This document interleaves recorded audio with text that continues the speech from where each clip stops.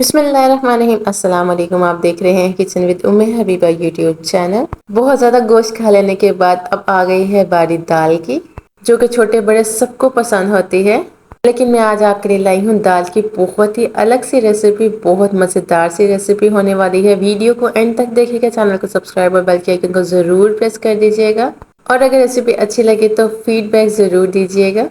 तो आइए अपनी मज़ेदार सी दाल चावल की रेसिपी को स्टार्ट करते हैं।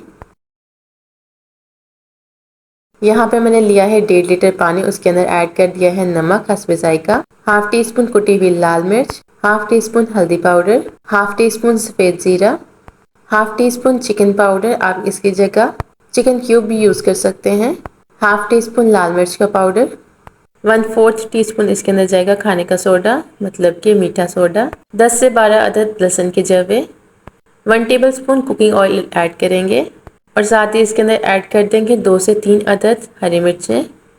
अब पानी में एक अच्छा सा बॉईल आ जाने का वेट करेंगे और फिर इसके अंदर ऐड कर देंगे 1 घंटा पहले भिगी हुई 1 कप चने की दाल।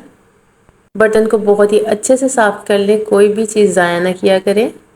साथ ही इसके अंदर मैं ऐड कर दूंगी आधा कप दाल मूंग। इसे भी मैंने 1 घंटा पहले भिगो के रख लिया था, अच्छे से साफ करके दाल को वॉश करके 1 घंटा पहले भिगो दिया था। साथ ही इसके अंदर मैं ऐड कर दूंगी आधा कप मसूर की दाल, ऑरेंज वाली दाल मैंने यूज़ की है इसके अंदर।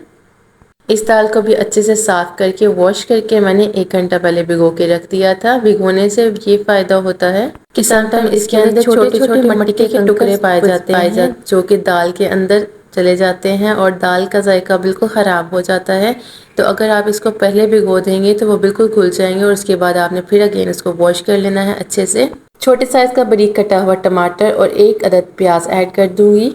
जब पानी में अच्छे से बॉईल आ जाए तो इसको लगा दूंगी स्टीम। आप चाहें तो विदाउट स्टीम भी इसको पका सकते हैं, लेकिन इसमें झटपट से तैयार हो जाएगी, तो मैं इसको प्रेशर में ही पकाऊंगी। प्रेशर को बंद करने से पहले दाल को अच्छी तरह से बॉईल कर लिया करें।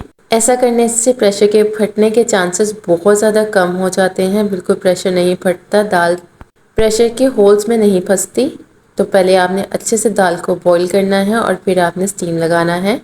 ये छोटी छोटी बहुत यूज़फुल टिप्स होती हैं, आप इनको ज़रूर फॉलो किया करें। और जब भी आप इसकी स्टीम को रिलीज़ करें तो उसकी जो ऊपर सीटी या विसल जिसे कहते हैं, उसे डायरेक्टली आप रिमूव ना कर दिया करें। प्रेशर को 1 से 2 मिनट पानी के आगे रखें तो इसका प्रेशर जल्दी से रिलीज़ हो जाएगा और फिर आप इसके विसल्स को रिमूव किया करें। डायरेक्टली विसल्स को रिमूव करने से प्रेशर के फटने के चांसेस बहुत ज़्यादा होते हैं। तो छोटी छोटी टिप्स को फॉलो करके अपनी लाइफ को इजी बनाएं। तो दाल के अंदर भी बॉईल आना स्टार्ट हो गया है। आप प्रेशर को कर लेंगे बंद और इसको मीडियम फ्लेम पर तकरीबन आधा घंटे के लिए पकाएंगे ताकि दालें मेरी अच्छे से घुल मिल जाएं। प्रेशर को मैंने रिलीज़ कर दिया था, दाल बहुत ही अच्छे से घुल गई थी। फिर इसके अंदर मैंने ऐड कर दिया 2 टेबल स्पून हरा धनिया और हाफ टी स्पून गरम मसाला। अच्छे से मिक्स कर लेने के बाद अब तैयार कर लेंगे अपना तड़का, जो कि बहुत ही इम्पोर्टेंट पार्ट है दाल का, दाल की जान है तड़के में। दाल को बहुत ही अच्छे से आपने घोट लेना है। पैन के अंदर डालूंगी आधा कप ऑयल और इसके अंदर डाल दूंगी एक मीडियम साइज़ का बिल्कुल बारीक कटा हुआ प्याज और इसके कलर को चेंज कर लूँगी। जब थोड़ा सा कलर चेंज हो जाए तो इसके अंदर ऐड कर दूंगी 1 टेबल स्पून लहसुन, जिसे मैंने बहुत ही छोटा छोटा सा। इसके अंदर ऐड कर दूंगी हाफ टी स्पून सफ़ेद ज़ीरा। अच्छे से मिक्स करूंगी, बहुत ज़्यादा आपने इसको नहीं पकाना वरना ये जल जाएगा। साथ ही ऐड कर दूंगी 2 से 3 अदद कड़ी पत्ता और लाल मिर्च, मोटी लाल मिर्च यूज़ की है। 1 से 2 मिनट इसको पका लेने के बाद दाल के अंदर लगा देंगे अपना मज़ेदार सा तड़का। मुझे तड़के की आवाज़ बहुत ज़्यादा पसंद है और बहुत मज़ा आता है ये स्टेप करते हुए। कमेंट बॉक्स में आप भी बताइएगा कि ये तड़के वाला स्टेप किस किस को बहुत पसंद है। मुंह में घुल मिल जाने वाली मज़ेदार सी दाल तड़का मेरी बिल्कुल तैयार है। सर्व करें इसे ज़ीरा राइस के साथ या सफ़ेद राइस के साथ। साथ में रखें अचार, साथ ही मैंने रखा है होममेड लसूड़े का अचार और थोड़ा सा सैलेड। मज़ेदार से होममेड अचार की रेसिपी आपके साथ बहुत जल्द शेयर करूंगी। अपना बहुत सारा रखिएगा ख्याल, दुआ में रखिएगा याद। मिलते हैं मज़ेदार सी आसान सी रेसिपी के साथ बहुत जल्द। तब तक दीजिए मुझे इजाज़त। अल्लाह हाफिज़।